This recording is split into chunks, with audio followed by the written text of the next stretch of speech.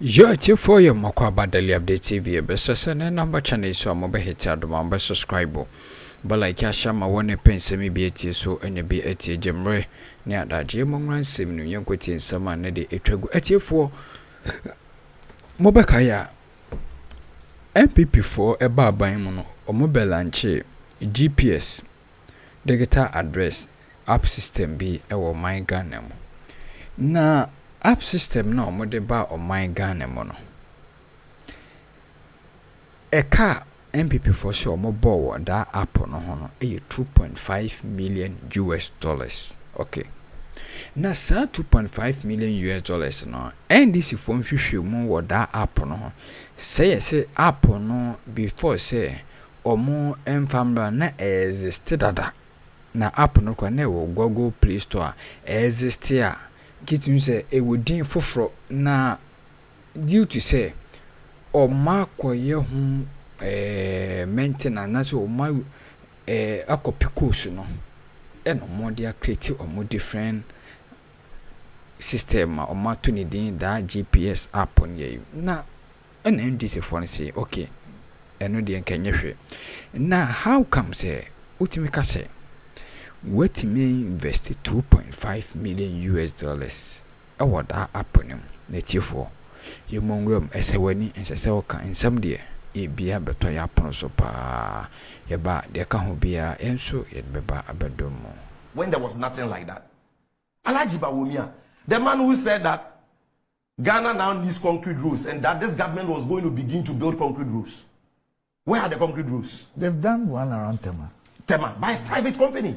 Private company did it, not government funded. Not government funded.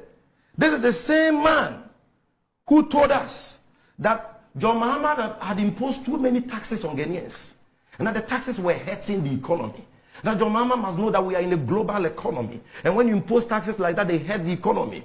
It puts you in a downward spiral, and that we have to use tax policy to propel growth. And when they come, they will move us from taxation to production so that they will get their taxes from corporate taxes and income taxes. Doc, I lie. This advice he has imposed over 40 taxes as head of the economic management team. He is the one, the brain behind all the taxes. Let nobody fool you, Doc. He wasn't listened to. Who wasn't listened to because he wants power? It is not what men say when they need something from you that matter. All these years before he won their presidency, what had he said about all these taxes?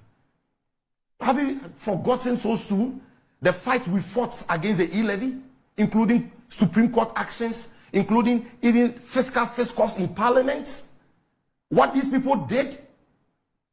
What Bawumia, his spokespersons, his staffers, Gideon Bako and the rest, how they all supported this tax and said we were against it because we knew that it will help the MPP retain power. And these people are, because they think we are some zombies, we can't think. We cannot decipher the truth for ourselves. They think they can hoodwink us again with lies. No, look, this is the same Bawumia who told us that he has introduced a Ghana Post GPS app, which is the best in the world, more advanced than that of the UK, US, Sweden, and so on, which was a lie. Pendream talk. This was an application already existing for free on Google on a system called plus.coos. A company picks it, they use it as an application called Asasi GPS, which was available to all Ghanaians on Google Play Store and Apple App Store before this government took office. Available, anybody could download it to generate digital address because it was based on Google's plus.coos world navigation system. It was free. We could use it at no cost whatsoever to the states. They decide to now, Bawumia decides to pay $2.5 million for what already existed and what was already available to us for free. And he says it's an achievement. We should clap for him. And it's the best in the world. It ended up being a lie. He said he has introduced mobile money interoperability. It was the first in Africa. The fact checkers checked in. It was a lie because Tanzania had DS years before ours. He said he has introduced motor insurance database system. First in Africa. He was checked by Fourth Estate and other fact checkers. It was a lie. South Africa and Nigeria had DS years before us.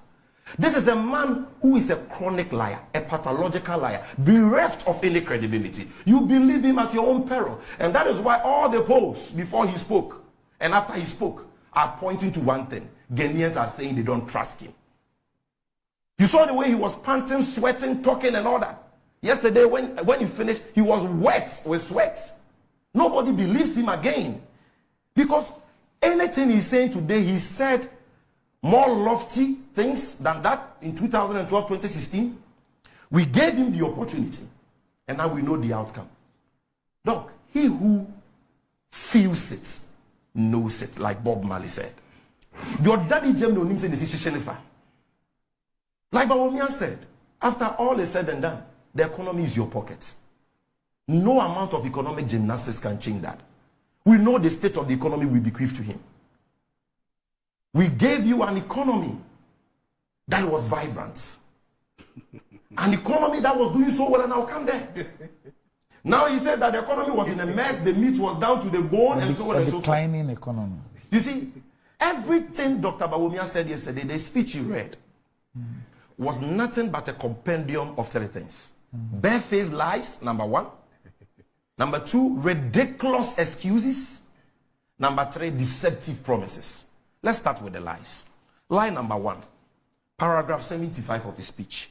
We introduce online passports application system. Dr. Bawumia says that they introduced online passport application system. And so today you can stay in the confines of your home 24/7 and apply for a passport. But Doc, what are the facts? I want to demonstrate to you that this man is a chronic liar. He has not changed and he cannot change. What are the facts, Doc? The online passport application system was launched in December 2016 by the NDC government under the leadership of then Foreign Minister Honorable Hannah Tete, widely published by the media. GTV did the story, the video is there. And in my hand here is a publication by modernghana.com. Anybody can Google it. I give you my source for everything I say. Online passport application launched to ease process. The story is dated 21st December 2016. Story by Julius K. Sachi, GNA, Ghana News Agency. So he says the Ministry of Foreign Affairs and Regional Integration has launched an online passport application system for Ghanaians to ease the mode of application while ensuring maximum security for applicants. Ms. Hannah Estete, the sector minister, said the service was inherent in the e-government strategy. She said, quote, the e-government strategy is targeted at ensuring the use of information technology to provide citizens with efficient passport services through a secure, fast, and convenient means. Ms. Estete said the challenges that are surrounded, you can go on and read all the story. So Bawumia lied again when he said it is this government that introduced online passport application. Lie number one. Lie number two, Bawumia said that because they have introduced online passport application, which is a lie, it has eradicated corruption at the passport office. Because of the, yes, read the speech. They have eradicated corruption at the passport office because of digitalization. You see, this man, he's such a lie. Sometimes you can't even understand. So where is the lie? Just point out. Look, I hold in my hands another publication. And if you are listening to me to know that I'm speaking the truth, Google it. myjoyonline.com, 15th August 2023. Foreign Affairs Minister fumes, sacks overstaying officers at the passport office over suspected extortion. There is Shirley Ayokobochi, Foreign Minister. August 2023, went to the passport office and lamented we showed that video. the endemic corruption that has engulfed the place.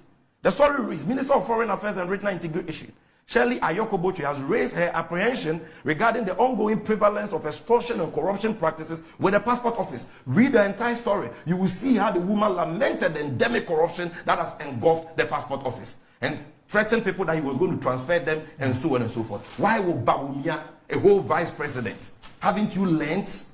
Don't you know that in this day and age, you can't lie and go scot-free? That this is not 2012, this is not 2016? For one in some way. Now, the mobile probability, mobile operability, a commerce, a medium fee, a bossia, or can you say, and people for so many they buy for someone so bit my transfer scale from another network to other network, you know. Now, the Bia Mekase is it they are trying to fool Ghanaians, and as we usually Ghanaians, and we have sometimes we have a short memory in Tina Basse Obia Ba no de in Sema Ope no de Magana for Yenti Samigan Fin Semon, so I can't find that mobile operability whereby there can be no, and so it better come. Okay. You will not be third time Likee with lies, doesn't he know? Lie number 3. Dr. Bawumia said that their government introduced Momo interoperability, which allows you to send mobile money from one network to the other. It's a lie. Because, Doc, anybody watching me, the adults, you know this. Before this government took office, number 1, you could send money from Vodafone to MTN. You could send money across networks through the token system. You remember tokens? That is what we're doing. Because the NDC government in 2011 has secured a loan of 7 million euros for an implementation of the Ghana e-Switch project by GIPS. GIPS is the Ghana Integrated Payment and Settlement System, a subsidiary of the Bank of Ghana, which automated and digitalized, began the automation and digitalization of banking services.